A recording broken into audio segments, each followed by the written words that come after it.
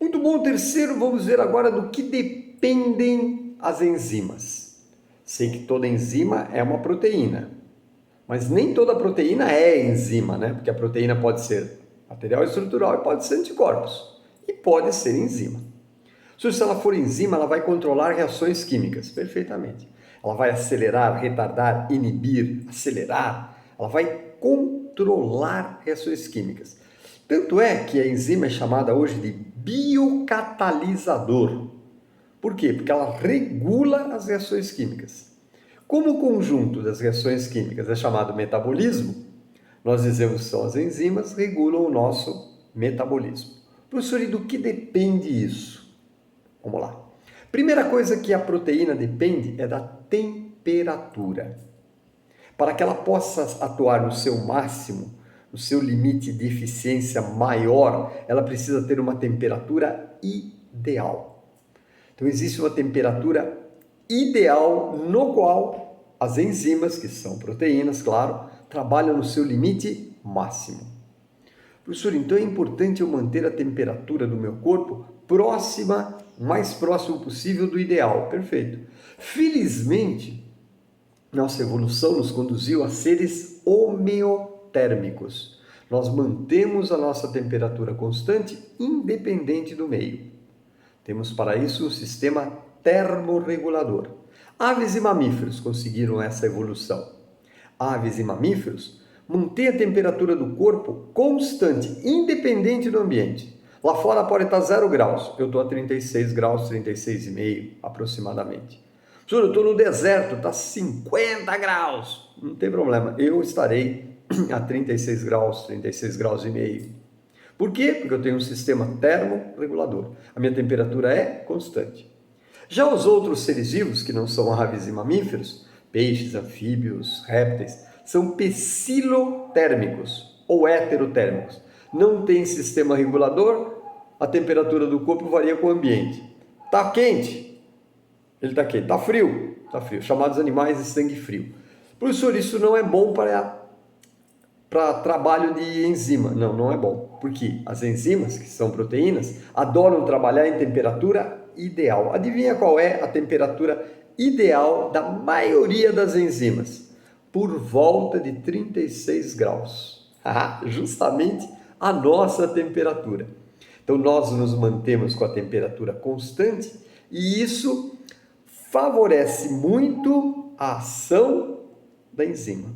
Porque a enzima adora trabalhar em temperatura ideal, que é por volta dos 36 graus. E como nós mantemos a nossa temperatura sempre por volta de 36 graus, nós temos o que nós chamamos de temperatura constante e, consequentemente, as enzimas trabalhando no seu limite ideal.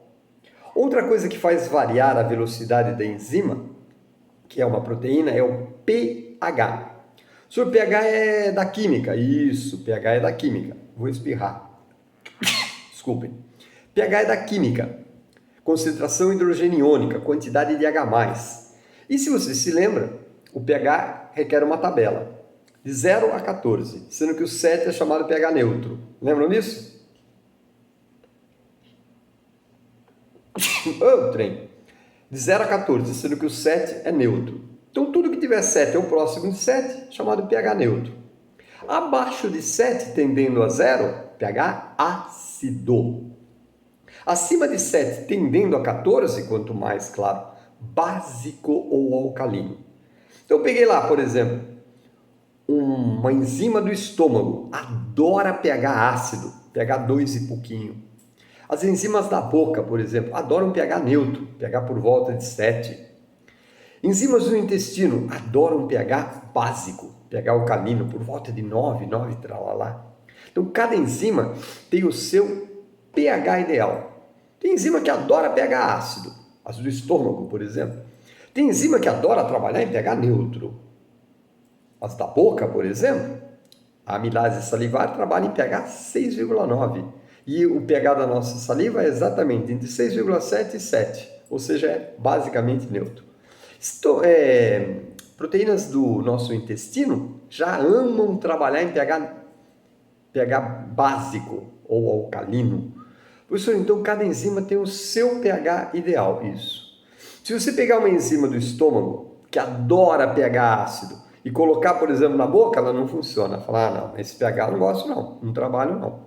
Cada enzima tem o seu pH ideal. Tem as que gostam de pH ácido, ótimo. Tem aquelas que gostam de pH neutro, e tem aquelas que gostam de pH básico.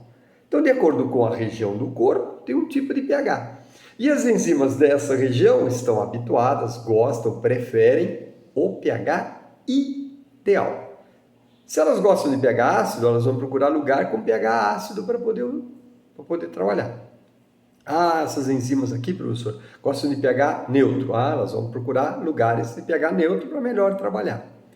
As que gostam de pH básico, né, ou alcalino, vão procurar lugares, como por exemplo o intestino, onde o pH é assim e elas preferem esse tipo de pH.